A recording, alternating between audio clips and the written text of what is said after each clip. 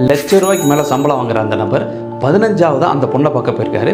இவர் எதிர்பார்த்த மாதிரியே நல்லா அழகாக இருக்காங்க, நல்லா படிச்சிருக்காங்க, வேலைக்கு போகிறாங்க. இவருக்கு ரொம்ப பிடிச்சிருச்சு.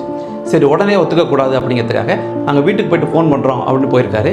அடுத்த நாள் அந்த பொண்ணை கடை வீதியில் பார்த்துருக்காரு. அந்த பொண்ணு காலை கொஞ்சம் இழுத்து நடந்திருக்காங்க.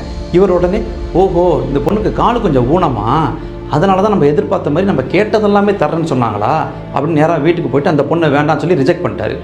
அதே நேரம் அந்த பொண்ணு வீட்டுக்கு போகும்போது அந்த பொண்ணோட அம்மா கேட்டிருக்காங்க, ஏன்டி காலை இழுத்து நடந்து வர்ற அப்படின்னு. அதுக்கு அவங்க, வாங்கி 4 நாள் தான் ஆகுது, அதுக்குள்ளே இந்த செருப்போட வாறு அறந்துருச்சுமா, கடை வீதியில் வந்து செருப்பு தைக்கிறவர் இருக்கிறாருன்னு பார்த்தேன், அவரும் இல்லை, அதுக்காக தூக்கி போகிறதுக்கு மனசு வரலாமா, அதான் எடுத்துகிட்டு வந்துட்டேன், இதை நாளைக்கு தச்சு போட்டுருவோமா அப்படின்னு அவங்க சொல்லியிருக்காங்க.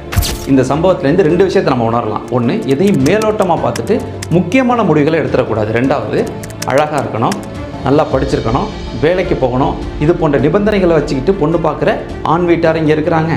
ரூபாய்க்கு மேலே சம்பாதிக்கணும், சொந்தமாக வீடு இருக்கணும், தனி கொடுத்தனம் தான் போகணும் அப்படின்னு நிபந்தனைகளோட பையனை பார்க்குற பெண் வீட்டார் இங்கே இருக்கிறாங்க. இவங்க 2 பேர் எதிர்பார்க்குறதும் நிரந்தரம் இல்லாதது. ஏன்னா இவருக்கு எப்போ வேணாலும் வேலையும் போகலாம், இவங்களுக்கு எப்போ வேணாலும் அழகும் போகலாம். அதனால் ஆண்கள் கிட்டேருந்து நல்ல குணத்தையும் பெண்கள் கிட்டேருந்து நல்ல பண்புகளையும் எதிர்பார்க்குறது தான் சரியானது. அப்படி இணைந்து வாழும் திருமண வாழ்க்கை தான் இறுதி வரை நீடிக்கிறதுக்கான வாய்ப்புகள் நிறையவே இருக்குது.